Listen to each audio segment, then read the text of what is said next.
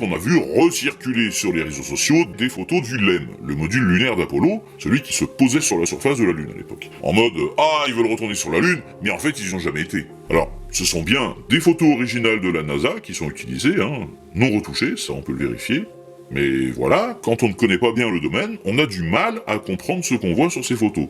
Et du coup, pour quelqu'un qui veut insuffler l'idée qu'on nous aurait menti, c'est facile d'en jouer, en reprenant ces vraies photos, mais avec un petit commentaire bien choisi pour influencer l'interprétation. Des gens ont pu aller sur la Lune là-dedans? En carton-pâte. Du carton et de l'aluminium. C'est rafistolé au scotch. Le module n'est pas étanche. Smiley.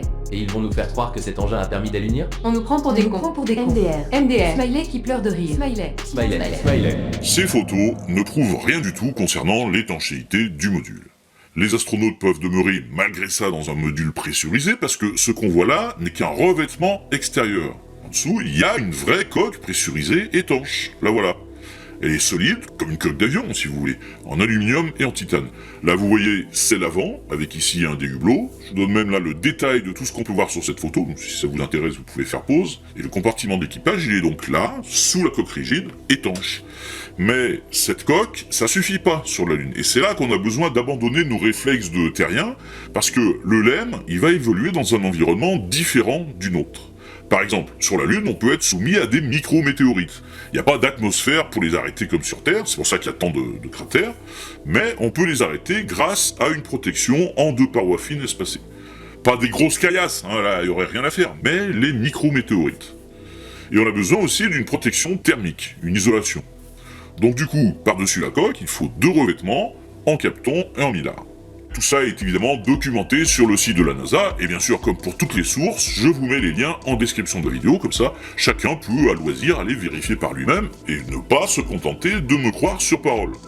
En tout cas, voilà, pour les plaques de protection contre les micrométéorites, ce sont des boucliers, on n'a pas besoin qu'il y ait de l'étanchéité, et quant aux revêtements thermiques souples, là, genre couverture de survie un peu, on peut pas les fixer avec des rivets, comme dans la coque, parce que exposé au soleil, en chauffant, les rivets risqueraient de se déformer. D'où l'usage du ruban adhésif. Il n'y aura jamais aucune charge aérodynamique et aucune force externe susceptible d'arracher les revêtements.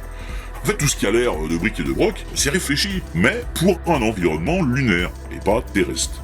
C'est même un modèle d'ingénierie de l'époque, avec les matériaux les plus légers qui existaient, vu que la contrainte principale, en fait, c'était pas l'air, c'était le poids. Et au fond, le plus étonnant, c'est de lire les commentaires qui disent que ça fait pas vrai. Déjà, pour dire ça, faut manquer un peu d'humilité, parce que là, moi, j'ai envie de demander comment on évalue alors que ça fait vrai. Est-ce que c'est parce que le module est réaliste, en tenant compte du contexte dans lequel il va devoir évoluer, ou est-ce que c'est juste, on dit ça parce que ça correspond pas à l'idée qu'on se fait d'un truc vrai, avec comme référence, ce qu'on connaît, des vaisseaux de science-fiction.